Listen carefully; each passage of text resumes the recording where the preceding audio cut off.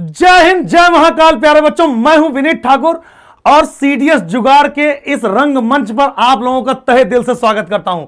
दोस्तों, ये सफर हम लोग शुरू कर चुके हैं। हमने आपसे वादा किया था कि सीडीएस के तह तक जाने के लिए और सीडीएस को हम चाहे किसी भी तरीके से सीडीएस में अच्छे मार्क, अच्छे अंक हासिल करने के लिए हमने आपको बस एक ही तरीका बताया था प्यारे बच्चों, कि जब आप किसी युद्ध को जीतना चाहते हो तो सबसे पहले देखो कि उस राजा ने किस किस से युद्ध लड़ा है, उन युद्ध में कैसे कैसे लड़ा है, उसकी सेनाओं का क्या स्ट्रेटजी रही है।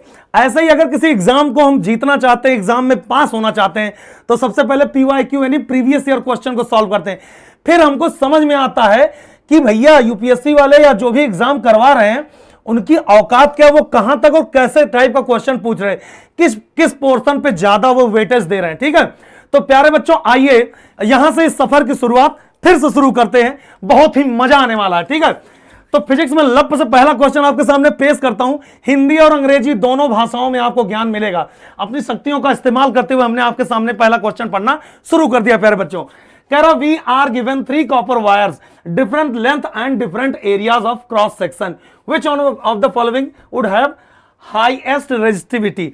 हम लोगों को क्या है, एक कॉपर वायर दिया गया है, मतलब 3 कॉपर वायर दिया गया है जिसका लेंथ और क्रॉस सेक्शन एरिया अलग अलग है, मतलब जो अनुप्रस्थ काट का क्षेत्रफल और लंबाई अलग अलग है। अब आपको बताना किसका रेजिस्टेंस सबसे ज्यादा है। हिंदी माध्यम के बच्चे भी ये सब पढ़ सकते हैं लप से कि भाई 3 विभिन्न अनुप्रस्थ काट, ये वो दुनिया भर का दिया है, इनकी लंबाई और इनका व्यास वाला वो दिया है, क्या नाम है, व्यास दे दे चाहे एरिया दे दे, वो निकालना हमारा काम, कोई दिक्कत वाली बात नहीं। अब ध्यान सुनिए जरा, इसमें क्वेश्चन को जल्दी कैसे करेंगे। क्वेश्चन को करना महानता नहीं है, क्वेश्चन को जल्दी करना, क्योंकि अपने पास समय का कम है, इसलिए हम आपको थोड़ा ज्यादा समय देकर के ये बता रहे हैं कि इसको कम समय में कैसे करेंगे। ठीक है भैया, इधर देखिए जल्दी। कह रहा सबसे पहले बहुत सारे बच्चे डिस्टर्ब इस बात से हो जाते हैं कि अरे गुरुजी ये तो यार बहुत दिक्कत है। हमने पूछा क्या दिक्कत कर रहे हैं, देखो ये सेंटीमीटर में दिया, ये मिलीमीटर में, तो उससे क्या दिक्कत है। आगे देखो, ये भी सेंटीमीटर, ये भी मिलीमीटर, ये भी सेंटीमीटर, ये भी मिलीमीटर। हम लोग फॉर्मूला होता है R = रो L बाई ए होता है ना, लेकिन यहां पे क्या दिया है, यहां पे डायमीटर दिया है, यानी व्यास दिया है। एरिया का फॉर्मूला क्या होता है प्यारे बच्चों, एरिया का फॉर्मूला होता है पाई R²। R बराबर क्या होता है, D/2। बहुत ज्यादा दिक्कत वाले, हालांकि ये सब हम पढ़ाएंगे जब, तो ये सब फॉर्मूले सब रटवा देंगे, बहुत भयानक। जब दर्द नहीं था सीने में तो खाक मजा था जीने में। एक कहावत है, जितना ज्यादा मेहनत उतनी ज्यादा हिम्मत, उतना ज्यादा शोहरत उतना ज्यादा सफलता। इधर देखिए, पाई R², R की जगह लप से D/2 रखिए तो हो जाएगा पाई D²/4। अब R बराबर रो L बाई ए होता है, R बराबर रो की जगह पे रो तो रो ही रहेगा, L तो L ही रहेगा, अपॉन ए की जगह पाई D²/4, 4 चला गया ऊपर। अब देखो रेजिस्टेंस का फॉर्मूला है, कॉपर के तीनों वायर है तो रो सबके लिए सेम रहेगा, पाई सबके लिए सेम, 4 सबके लिए सेम, तो R केवल और केवल डिपेंड कर रहा है किसना, L/D²। कोई दिक्कत है क्या प्यारे बच्चों? बस देखो किसका L/D² ज्यादा है, किसका L/D² ज्यादा है, तो देख लेते हैं। अब कॉपर वायर देखो 50 सेंटीमीटर लेंथ है, तो पहले का कितना हो गया, पहले का हो गया भैया, ये कहां गया, 50 सेंटीमीटर अपॉन लेंथ कितना, 1 मिलीमीटर का स्क्वायर, 1 स्क्वायर, तो इसका रेशियो कितना गया, 50। जिसका रेशियो ज्यादा उसका रेजिस्टिविटी ज्यादा। दूसरा कितना, 25 और 0.5, तो 25 अपॉन 0.5 यानी 1/2 का होल स्क्वायर, ये हो जाएगा 4। कितना हो जाएगा प्यारे बच्चों, 25 चौका 100 लप से। फिर अब 10 अपॉन 2, तो 10 है और 2 का स्क्वायर कितना हो जाएगा, 4, ये हो जाएगा 2.5। आंख बंद करके बताइए किसका रेशियो सबसे ज्यादा है। ये भैया 100 सबसे ज्यादा है, तो लप से आंसर आपका कौन सा हो जाएगा, कहां गए भैया, कहां गए, ये copper wire 25 centimetre length and 0.5 millimetre व्यास वाले का रेजिस्टेंस यानी क्या कहते हैं, प्रतिरोध सबसे ज्यादा होगा। अब इसको देखो, अपनी शक्तियों का इस्तेमाल करूंगा और इसको लप से मैं कर दूंगा क्या, क्लीन कर दूंगा। इसे कहते हैं क्वेश्चन करने का तरीका। हिंदी माध्यम के बच्चे, ये हिंदी में भी लिखा हुआ आपको बता दिया था पहले ही, लंबाई। अब दूसरे क्वेश्चन की तरफ बढ़ते हैं। भैया जितना ज्यादा क्वेश्चन करोगे, जितना ज्यादा प्रैक्टिस करोगे, उतना ज्यादा मजा आएगा, एग्जाम के तह तक पहुंच जाओगे, सब कुछ समझ जाओगे। और इस बार का जो स्ट्रेटजी हमने बना रखा, पहले तो आपको पीवाईक्यू का सीरीज करवाएंगे, उसके बाद देखना जब यूट्यूब पे हम तहलका मचाने वाले हैं, इतना बेहतरीन क्लास आपके लिए लेकर आने वाले हैं। एमजीएस की तरफ से आपको ये तोहफा होगा, मजा आएगा। बार बार कमेंट में कहोगे गुरुजी धन्यवाद धन्यवाद, I love you so much, तब भी मैं कहूंगा कि आई लव यू टू। इधर देखिए, which one of the following is an electric conductor. ये एक यूपी पुलिस का एग्जाम था, तो उसमें पता है क्या था, मतलब सब लोग मजे ले रहे थे। अब देखो इसमें फिजिक्स कितना सिंपल आता है, कहें कि भाई इसमें से, अब देखो कह रहा कंडक्टर कौन सा है इसमें से, प्लास्टिक सबको पता है कंडक्टर नहीं है, चालक नहीं, हिंदी माध्यम के बच्चे निम्नलिखित में विद्युत चालक कौन है? प्लास्टिक की चादर, आसुज्जल मानव शरीर, लकड़ी की पतली चादर। आसुज्जल मतलब एकदम शुद्ध पानी जिसमें कोई भी आयन ना हो, कोई भी मतलब नमक का एक ना हो। तो आपको हम बता दें कि एकदम शुद्ध पानी यानी डिस्टिल्ड वाटर जो होता है वो पानी का चालक, वो मतलब विद्युत चालक नहीं है, कंडक्टर नहीं है। क्यों? क्योंकि कंडक्टिंग के लिए चाहिए हमको आवेश या आयन या चार्ज। जब पानी में वो रहेगा, जैसे NaCl पानी में घोल दो तो तुरंत लप से उसमें इलेक्ट्रिसिटी कंडक्ट कर दी जाएगी। तो भैया प्लास्टिक भी नहीं हो सकता है, डिस्टिल्ड वाटर भी नहीं हो सकता, वुडन थिन शीट लकड़ी का पतला चादर भी नहीं हो सकता। लेकिन मानव शरीर अपने को तो धक धक धक धक धक बिजली लगती है, तो क्या हो जाएगा लप से भैया? Human body. आगे बढ़ाते हैं, ह्यूमन बॉडी मतलब मानव शरीर होता है, सबको पता है ना। आगे बढ़ाते हैं, कह रहा है भैया a non spherical shining spoon can be considered as आ। अब देखो मेरी बात ध्यान सुनो, मिरर आपने पढ़ा होगा, उसमें पढ़ा है आपने स्फेरिकल मिरर, वो होता कॉन्वेक्स और कॉनकेव, सबको पता है। लेकिन इतने गधे बच्चे हैं जब कह दे रहे हैं कि शाइनिंग स्पून है तो सबको ये लगेगा कि स्फेरिकल मिरर ही पढ़ा। तो भैया जब गधे हो तुम लोग, जब शुरू में ही कह दिया नॉन स्फेरिकल। किसी अगोलाकार चमकदार चम्मच सामान्यतः क्या है? गोलाकार दर्पण, परवलयिक, समतल दर्पण या फिर लेंस। तो ये जब पहले ही कह दिया, अब चम्मच कैसे होता है? वो लंबा वाला चम्मच जिससे दही चीनी खा रहे हो, कुछ खा रहे हो, जो भी खा रहे हो आप, वो होता पैराबोलिक। कैसा होता है प्यारे बच्चों? वो होता पैराबोलिक, तो उसको कहते हैं परवलयाकार चम्मच होता है। आप जानते हो कोई सर्कुलर चम्मच नहीं आता गोलाकार एकदम, ठीक है, तो वो परवलयाकार हो जाएगा। सर्कुलर किसे कहेंगे पता है? जिसके घर में डिश लगी होगी, आप सबको पता है डिश लगी है घर में, तो वो अरे एयरटेल, टाटा स्काई, ये है वो है दुनिया भर, वो होता है कॉन स्फेरिकल कह दोगे। ऊपर से देखोगे तो वो कॉन्वेक्स हो जाएगा, अंदर से वो कॉनकेव हो जाएगा, ठीक है। अच्छा वो एक तरीका, एक साइंटिफिक रीजन है उसको ऐसा बनाने का, मैं बताऊंगा जब कॉनकेव मिरर आपको पढ़ाऊंगा उसके एप्लीकेशन। बहुत तगड़ी चीज है भाई। कह रहा कि Who amongst the following is a pioneer in discovering the heating effect of electric current? Sorry beating पढ़ रहा हूं थोड़ा सा। अब कह रहा है कि भाई विद्युत धारा के उष्मीय प्रभाव की जानकारी इन चारों लोगों में से किसने दिया था? हीटिंग इफेक्ट की खोज करने में किसकी महान भूमिका रही है? तो आइजैक न्यूटन की तो रही नहीं है, सबको पता। अरे यार जूल्स हीटिंग इफेक्ट सबको पता है, H बराबर I²RT V²R सबको पता है। तो कहां गए भाई आइजैक न्यूटन? जूल। ये देखो बहुत लोग गड़बड़ हो जाएंगे, जेम्स पी जूल लिखा हुआ है ना, तो ये जुलवा है, जुलवा नहीं किया था सारा कमाल, ठीक है। आगे बढ़ाते मामले को, कह रहा हूं अपनी शक्तियों का इस्तेमाल करते हुए आपको अगले क्वेश्चन की तरफ मैं खींचना चाहूंगा। Which one of the following laws of electromagnetism does not give the direction of magnetic field? अब आप सबको पता है कि भाई right hand thumb rule, right hand palm rule, Fleming's left hand rule, Fleming's right hand rule, यही 4 rule है जिसमें क्या बताया जाता है। और जूल के एम्पियर के तैरने का भी नियम है, एक एम्पियर के तैरने का भी नियम है, एम्पियर स्विमिंग लॉ बोलते हैं। तो इतने सारे लॉज हैं जिससे हमको मैग्नेटिक फील्ड का जो है डायरेक्शन पता चलता है। अब उसके अलावा अगर कुछ दे देगा तो वो नहीं है, उसके अलावा क्या दे दिया? ये देखो Faraday's law of electromagnetic induction. Electromagnetic induction में हमको मैग्नेटिक फील्ड का डायरेक्शन कहां पता चलता है? वो तो बताया जाता है ना कि इलेक्ट्रोमैग्नेटिक इंडक्शन होता कैसे, ठीक है। तो लप से कौन सा हो जाएगा भैया? ये हो जाएगा फैराडेज लॉ। आगे बढ़ा रहा है, कह रहा size of particle being studied in nano technology. Nano technology है तो नैनोमीटर में होगा, और 1 एंगस्ट्रॉम में कितने नैनोमीटर होते हैं? 10, क्योंकि 1 नैनोमीटर बराबर होता है 10 की घात। अच्छा इसको सॉल्व में कर दूं, नहीं लप से तुम लोगों का गड़बड़ हो जाए। 1 नैनोमीटर बराबर होता भैया 10 की घात -9 मीटर, और 1 एंगस्ट्रॉम जो होता प्यारे बच्चों कितना होता? 10 की घात -10। इन दोनों का रेशियो करो, तो जैसे ही रेशियो करोगे तो 1 एंगस्ट्रॉम बटे 1 नैनोमीटर इक्वल टू 10 की घात -10 अपॉन 10 की घात -9। तो ये कट जाएगा, ये बचेगा 10 की घात -1। देखो अब 10 की घात -1 जैसे होगा तो ये हो चला जाएगा यहां पे। तो 1 एंगस्ट्रॉम कितना हो जाएगा प्यारे बच्चों? 10 नैनोमीटर। कोई दिक्कत वाली बात है क्या? अच्छा आगे बढ़ाते हैं मामले को। कह रहा, अरे शक्तियों का इस्तेमाल गलत हो रहा दोस्त। अब देखो क्या कह रहा where should an object placed in front of the convex lens to get a real and enlarged image of the object.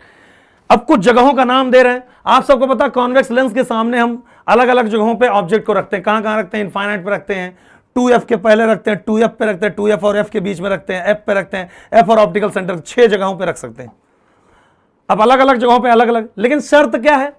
शर्त यह है कि भैया हमको चाहिए रियल यानी वास्तविक प्रतिबिंब चाहिए, और इनलार्ज मतलब बड़ा चाहिए। तो देखो पहले 2f पे रखोगे at twice of focal length, 2f पे रखोगे तो उतना ही बड़ा इमेज बनता है, लेकिन रियल बनता है उल्टा बनता है। इन्फिनिटी पे रखते हो तो बहुत छोटा इमेज बनता है लेकिन रियल बनता है, तो इनलार्ज तो हमको मिला नहीं। Between the principal focus and twice of the focal, principal focus f और 2f के बीच में जब हम रखते हैं, मतलब आपको पता होगा ना 2f पे इक्वल मिलता है, लेकिन जैसे ही आगे बढ़ते हैं 2f से थोड़ा आगे f और 2f के बीच में जब रखते हैं तो उल्टा बनता है, थोड़ा सा बड़ा बनता है, ठीक है। Between the principal focus and twice of the focal, beyond twice of the focal, beyond twice में भी छोटा बनता है। तो सबसे बड़ा आपको इन चारों ऑप्शन में कहां मिला, ये होता है, यहां मिलता क्या, यहां मिलता है रियल और इन्वर्टेड और बस उससे थोड़ा सा लार्जर, ठीक है प्यारे बच्चों। तो ये क्वेश्चन करने के लिए कोई बड़ी चीज नहीं, ये 6 पोजीशन है, 6 अगर आपको याद है कैसा इमेज बनता है कैसा क्या है तो तुरंत लप से आंसर बताओगे। तो चलिए आगे बढ़ाते हैं मामले को प्यारे बच्चों। करा the magnetic field lines inside the current carrying long solenoid. आप सबको पता है जब आप पढ़ोगे properties of magnetic field lines of a solenoid, किसी भी सोलेनाइड की चुंबकीय क्षेत्र चुंबकीय लाइंस को, चुंबकीय रेखाओं की प्रॉपर्टी यानी उसका जो गुण आप पढ़ोगे तब आपको उसमें पता चलेगा कि सोलेनाइड के अंदर अगर लंबा सोलेनाइड होता है तो उसके एक्सिस पे मैग्नेटिक फील्ड लाइंस एकदम पैरेलल होती हैं एक दूसरे के, एकदम पैरेलल सीधी सीधी, जैसे बार मैग्नेट के अंदर होता है लगभग। तो इलिप्स हो नहीं सकता, पैराबोला हो नहीं सकता, हाइपरबोला, पैरेलल स्ट्रेट लाइंस हो जाएगा ये, ठीक है। ये सब बहुत छोटी चीजें, बहुत मतलब छोटे छोटे क्वेश्चन से छोटे छोटे प्रॉपर्टीज पे बेस्ड, इसमें कोई बहुत बड़ा हवा काबा नहीं हुआ, ठीक है। आगे बढ़ाते हैं मामले को। A ray of light travelling from a rare medium to denser medium. देखो मेरी बात ध्यान सुनना, rare medium to denser medium के बारे में जब समझना हो तो आप ऐसे समझो, आपको वैक्यूम में दौड़ने के लिए कह दिया जाए, रेयर मतलब होता है विरल माध्यम और डेंसर मतलब सघन, जिसका घनत्व ज्यादा हो। आपको वैक्यूम में दौड़ा जाए, आपको हवा में दौड़ा जाए, आपको पानी में दौड़ा जाए, आपको शहद में दौड़ा जाए, और आपको कोलतार यानी बिटुमेन जो होता है उसमें दौड़ाया जाए या कीचड़ में दौड़ा जाए, किस में ज्यादा तेज दौड़ोगे? जाहिर सी बात है वैक्यूम में। आपकी सराउंडिंग का घनत्व यानी डेंसिटी जितना कम होगा आप उतना स्पीड चलोगे। कह रहा कि ray of light travelling from rare medium to denser medium slow down and bends away from the normal. अब एक बात याद रखना, बी सप्पा सविदु, ये हम पढ़ाते हैं हिंदी माध्यम। बी सप्पा मतलब बिरल से सघन, पा मतलब पास अभिलंब के तरफ, बिरल से सघन, और सविदु मतलब सघन से विरल यानी दूर, अभिलंब से दूर, सविदु। इंग्लिश माध्यम के लिए रेयर टू डेंसर बी सप्पा मतलब टूवर्ड्स द नॉर्मल। अब रेयर टू डेंसर जा रहा तो स्पीड क्या हो जाएगा, कम हो जाएगा, स्लो डाउन हो जाएगा, और टूवर्ड्स द नॉर्मल तो अवे फ्रॉम द नॉर्मल तो होगा नहीं, स्लो डाउन होगा, बेंड्स टूवर्ड्स द नॉर्मल। ये मतलब अभिलंब की तरफ झुकेगा और स्पीड कम हो जाएगी। सही बात है भैया। आगे बढ़ाते हैं प्यारे बच्चों।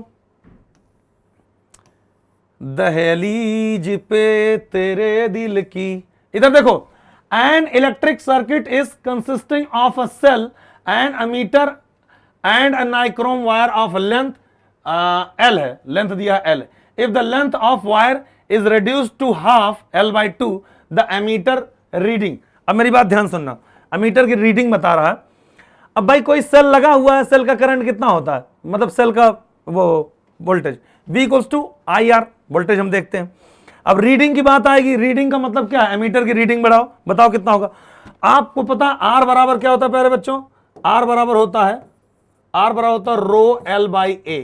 देखो ध्यान सुनना, R बराबर क्या होता है, रो L/A। अब अगर लेंथ की वैल्यू यहां पे क्या करा, हाफ करा, घटा रहा तो रेजिस्टेंस की वैल्यू क्या हो जाएगी, घट जाएगी। प्यारे बच्चों मेरी बात ध्यान सुनना, लेकिन जब अमीटर लगाया जाता है किसी सेल पे तो सेल का जो पोटेंशियल आता है वो आता है V equals to E minus IR। मेरी बात ध्यान सुनना, E माइनस IR सेल का पोटेंशियल अगर मेजरमेंट कर रहे हो। अब पोटेंशियल अगर मेजरमेंट कर रहे हो, अब रेजिस्टेंस की वैल्यू अगर कम होगी सेल के, मेरी बात ध्यान सुनना, अगर रेजिस्टेंस की वैल्यू कम होगी तो पोटेंशियल बढ़ जाएगा। और V बराबर क्या होता है प्यारे बच्चों, I इंटू R। पोटेंशियल बढ़ेगा तो करंट की वैल्यू भी क्या हो जाएगा, बढ़ जाएगा, ठीक है। मतलब बहुत सिंपल सा होता, कोई दिक्कत वाली बात नहीं है। अब आगे बढ़ाते हैं मामले को, क्लीन करते हैं शक्तियों का इस्तेमाल करते हुए। और इधर देखिए, पता है जैसे क्वेश्चंस जो फिजिक्स के पूछे जा रहे हैं वो बहुत छोटे छोटे क्वेश्चंस हैं और बहुत ही नॉर्मल प्रॉपर्टीज पे बेस्ड है। तो यहां से आपको एक अंदाजा ये भी लग रहा है कि हम फिजिक्स में किसी टॉपिक में कितना डीप जाना है। टू द पॉइंट क्वेश्चन पूछ रहा कि भाई सेल का ये है, ये रेजिस्टेंस कहीं है, कि भाई रिफ्रैक्टिव इंडेक्स के बारे में बात कर रहा है, कोई कंडक्टर है, नॉन कंडक्टर, इसके बारे में बात कर रहा है, मतलब बेसिक फिजिक्स की बात कर रहा है। लेकिन ये कि हाँ सोलेनॉइड भी पूछा है, मतलब कि आपको सारे टॉपिक्स कवर कर रहे हैं, लेकिन उसका बेसिक बहुत डीप वाले क्वेश्चंस नहीं पूछ रहा। ठीक है, अब देखो करा what is the effect of pressure of a human body on sand larger while standing on. अब मेरी बात ध्यान सुनो, इसको मैं समझा दूंगा 1 मिनट में।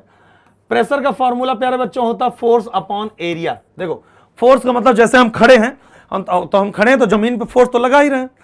अब फोर्स अपॉन हमारा एरिया, जब हम खड़े हैं तो हमारा पैर, 2 पैर ऐसे है, अब उसका एरिया क्या है, बहुत कम। लेकिन जब हम लेटे हैं तो पूरे शरीर का एरिया, अरे होता नहीं है भाई, जब हम क्या नाम है, बर्फ है जहां पे देखते हैं कि देखा होगा तुमने, जो भालू होते हैं बर्फीले वाले, तो वो क्या करते हैं, लेट के सरक के चल रहे होते हैं, जिससे उनके शरीर का एरिया बढ़ जाए और प्रेशर कम लगे, जिससे धंस ना जाए बर्फ में। ठीक है, तो वही वाला है। कह रहा कि what is the effect of pressure of human body on sand larger while standing than while laying. सही बात है, जब लेटे हैं तो उससे ज्यादा कब है जब हम खड़े हैं, बस बाकी पढ़ने की जरूरत ही नहीं है, क्योंकि वही सही है। अरे ये यहां से ऐसे होता है, ऐसे दोस्तों, इसे कहते हैं काली शक्तियों का इस्तेमाल। An athlete completes 1 round of a circular track of diameter 100 metre in 20 second, what will be the displacement after 1 minute and 10 second respectively. देखो मेरी बात ध्यान सुनना, कह रहा है कि एक ऑब्जेक्ट है, पहले इसको ले लेते हैं ऐसे करके, ऐसे, इसका डायमीटर कितना है प्यारे बच्चों, 100 मीटर है, इतना 100 मीटर तो ये हो गया 50 मीटर। ठीक है, कह रहा एक चक्कर, what will be the displacement after 1 minute 10 second complete 1 round of circular track of diameter 100 metre, what will be the displacement of. अब 100 मीटर है, 20 सेकंड में चला है। ठीक है, 20 सेकंड में कह रहा है कि एक चक्कर कंप्लीट कर रहा है, तो जब 1 मिनट की बात करोगे तो कितने सेकंड हो जाएगा, 60 सेकंड। तो 60 सेकंड में कितना चक्कर हो जाएगा, 1, 20 सेकंड गुजरा, 2, 40 सेकंड, 3, 60 सेकंड, फिर यहां आया 10 सेकंड में यहां आ गया, मतलब यहां से गया, ये ससुरा खड़ा हो गया कहां, यहां पे प्यारे बच्चों, 1 मिनट एंड 10 सेकंड। 1 मिनट के बाद कितना हो जाएगा प्यारे बच्चों, ध्यान सुनना, क्या रहा कि आफ्टर 1 मिनट एंड रेस्पेक्टिवली, तो 60 सेकंड में तो 3 चक्कर कंप्लीट हो गया है, तो 60 सेकंड में डिस्प्लेसमेंट 0 हो जाएगा, जहां से चला था वहीं आ गया। डिस्प्लेसमेंट होता क्या है, minimum distance between initial and final position. तो पहला तो 0 हो गया, और दूसरा जब यहां से था यहां पहुंचा तो minimum distance between initial and final, तो कितना हो गया, ये टोटल 100 मीटर है। तो पहला 0, दूसरा 100 मीटर, काम खत्म, लप से आंसर आ गया। ठीक है, कहने का मतलब ये है, अगर आपको नॉर्मल कॉन्सेप्ट पता तो आप आराम से क्वेश्चन कर सकते हो, कोई दिक्कत वाली बात नहीं। ठीक है, अब आगे बढ़ाते हैं मामले को। कह रहा a sound wave has a frequency of 4 kilo hertz. अच्छा है अभी देखो, अ साउंड वेव के पास जो है फ्रीक्वेंसी कितना है प्यारे बच्चों, ये लप से पहले पेन ऑन कर ले। देखो फ्रीक्वेंसी दिया गया है 4 किलो हर्ट्ज, मतलब किलो को उसमें करेंगे तो 4000 हर्ट्ज हो गया, और लैम्डा कितना, 30 का मतलब 30 इंटू 10⁻², इतना मीटर में चेंज करेंगे ना SI यूनिट में। तो स्पीड का फॉर्मूला क्या था, F इंटू लैम्डा, F कितना 30 इंटू 10⁻² इंटू 4000। अब ये 10 की घात -2, 2 जीरो से खत्म, तो 40 इंटू 30 से कितना आ गया प्यारे बच्चों, 1200 मीटर पर सेकंड। फिर कह रहा 2.4 किलोमीटर चलने में टाइम कितना, टाइम बराबर क्या होता है, डिस्टेंस अपॉन स्पीड। डिस्टेंस कितना है 2.4 यानी 2400 मीटर, 2400 मीटर अपॉन 1200, 12 दूनी 24, कितना हो गया 2 सेकंड। लप से कौन सा आंसर आ गया, पहला आंसर आ गया। तो फिर यही है, देखो कितना सिंपल, ये तो छोटे बच्चे भी कर ले जाते हैं यार, तुम लोगों के अंदर ताकत धीरे धीरे आएगी। आगे बढ़ा रहे हैं मामले को। अच्छा, काली शक्तियों का इस्तेमाल तुरंत करना पड़ता है, यहाँ पे चेंज वाला ऑप्शन दबाएंगे तुरंत, लप से फिर ऊपर जाएगा ये देखो कितना सल्लाह क्वेश्चन आया भैया, देखो कितना सल्लाह क्वेश्चन आया। कह रहा an electric bulb is connected to 110 volt generator, potential कितना 110 वोल्ट, और कह रहा था करंट इज 0.2 एम्पियर, करंट कितना प्यारा बेटा 0.2 ampere. What is the power of bulb, हट, पावर का फॉर्मूला क्या था, VI। बहुत थर्ड क्वालिटी क्वेश्चन यार, तो बेइज्जती हो गई सीरियस वाले भैया। 110 इंटू 0.2, दशमलव को लप से पेल दिया हमने, यहां से 11 दूनी कितना हो गया 22 वाट। 22 वाट का हटाक से ही आंसर लगा दिया। तो इस तरीके से हमने जो है अभी कीप पे रखेंगे, फिर क्लीन करेंगे लप से। आगे बढ़ाते हैं मामले को। करा refraction of light as it enters from one पर मीडियम टू अनदर। कह रहा कि जब एक प्रकाश की किरण जो है एक माध्यम से दूसरे माध्यम में जाती है तो रिफ्रैक्शन ऑफ लाइट यानी अपवर्तनांक के बारे में क्या आपका ख्याल है? तो एन का फॉर्मूला क्या होता है? सी बाई वी। किस पे डिपेंड कर रहा है? मीडियम के चाल पे यानी वेलोसिटी पे ही तो change amplitude, change temperature, change in speed of light. ठीक है, जब से तुमको देखा है। आगे बढ़ाते हैं मामले को। अ बस starting from a bus stand of moving with uniform acceleration attains a speed 20 kilometre in 10 minutes. What is the acceleration? अब मेरी बात ध्यान सुनो। बस स्टैंड से बस चलना शुरू करता है, इसका मतलब इनिशियल वेलोसिटी कितना है प्यारे बच्चों? इनिशियल वेलोसिटी है 0। आप सबको पता होना चाहिए। टाइम कितना दिया? 10 मिनट। और वेलोसिटी दिया है v बराबर क्या होता है? u plus A T. You plus A T, ये 0 हो गया। ए की वैल्यू किसके बराबर? v upon T.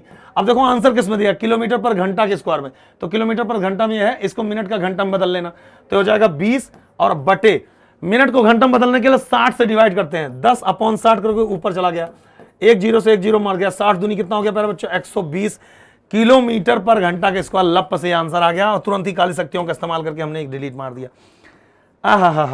तुरंत डिलीट मारो लप से। चारुचंद्र की चंचल किरण हो गया भैया, खत्म। जय हो, ये तो बहुत तगड़ा खत्म हुआ। तो मेरे कहने का मतलब है ऐसे ही आपको हर एक जितने भी साल के PYQs हैं सब सॉल्व करवाते रहेंगे और हम दोनों एक दूसरे का साथ देते रहेंगे। कैमरे के पीछे से आप जोर लगाइए, कैमरे के आगे से हम जोर लगाएंगे और दोनों का जो ताकत मिलेगा वो एक ज्वाला पैदा करेगा जिससे आपका CDS में उद्धार होगा और हम दोनों का नाम होगा। चमकेंगे, मिठाई लेकर आइएगा, बढ़िया मजा आएगा। ठीक है प्यारे बच्चों, तो यहीं से हम विदा लेना चाहेंगे। जय हिंद, जय महाकाल, ढेर सारा प्यार फ्रॉम MJS परिवार।